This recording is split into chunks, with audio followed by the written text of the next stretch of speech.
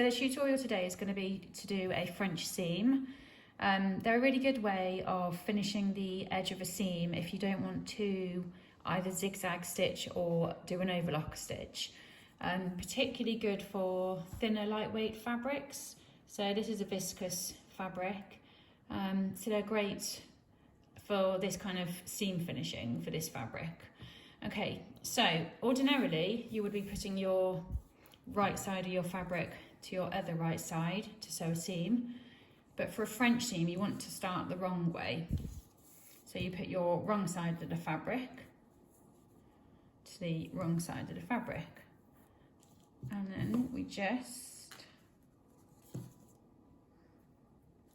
pin all the way up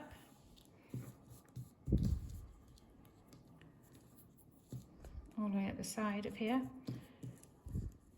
I think I'm going to make a kimono out of this fabric because it'll just hang really nice coming into spring. So I think I'd probably do these seams for that. So I've got the sewing machine set up just on your standard straight stitch, 2.5 stitch length, and we will sew this first seam then. So you could just use your normal seam allowance. Obviously if you're actually making up a garment, just bear in mind the seam allowance then. So perhaps if you've got 1.5 cm whole seam allowance, just do 7.5 mil for the first seam, because you'll then, when we do our second seam, you'll then use up more seam allowance in that. So just work out what you're using, and you can just measure. Obviously from here where your needle goes down at the centre point, from here to the edge of your foot, that's roughly 1 centimetre. So if you've only got 1.5 cm, you might want to just bring this over ever so slightly, perhaps line it up with the edge of the foot here instead of the outside of the foot. So for this example, I'll just do a full centimetre. Okay, so we'll just sew down as normal. I've chosen this blue thread as well. Obviously I wouldn't use this in my actual one because it would be a bit noticeable, but just for the purpose of the video, so you can really see it. Now you can see it is creeping away from the edge a bit here. So in my real garment, I would put a few more pins in, just because it is such a sheer fabric, it does slip and slide a little bit. So I would have used a lot more pins down the edge. Okay.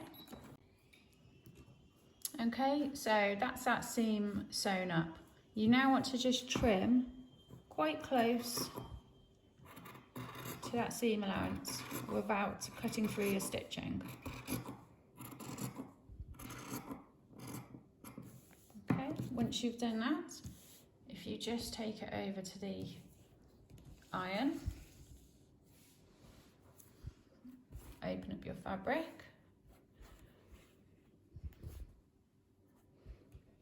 and then you just want to press over to one side.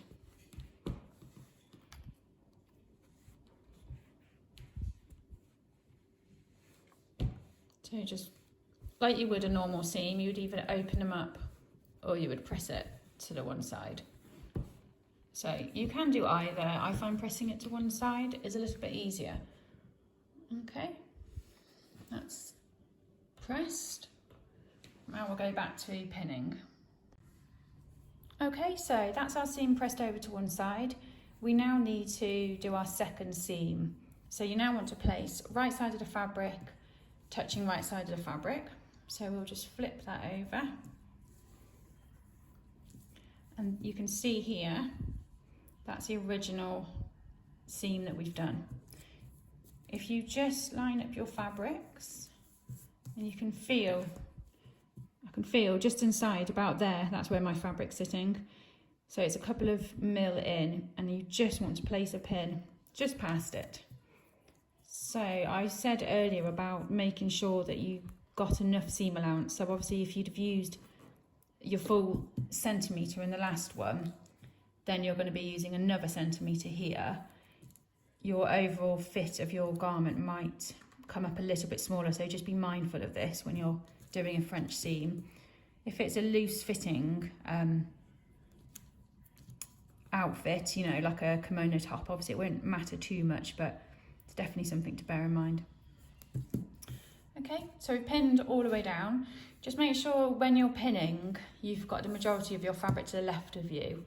I think for me, I just find it a lot easier anyway, if you've got the majority of your fabric on the right hand side. Let me just raise you up slightly. I find it's often quite a lot harder to sew. Imagine if you've got a big bulk of fabric, it's quite harder there, where it's a lot easier if all your fabric is over on the left hand side of your needle. Okay, so we'll sew this next seam up now. So again, I'm just going to allow myself the full centimetre, but just remember what I said about the seam allowance. And we just sew this second one down here.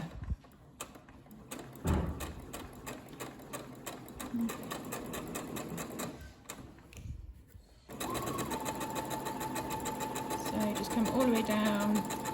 You could have also pressed this seam before you pinned it, if you're finding that your fabric's moving around too much.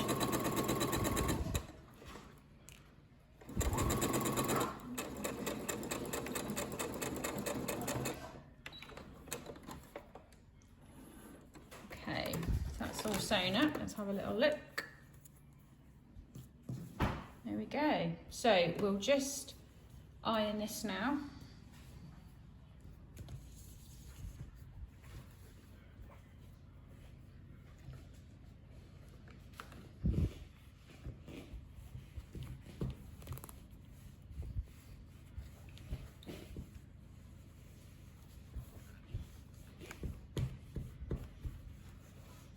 So just iron that seam down, flip it over. Okay, and there is your French seam. So I've done this quite big for you to see. Let's just give it one more press. It sits really lovely. So let me just bring it over to the table.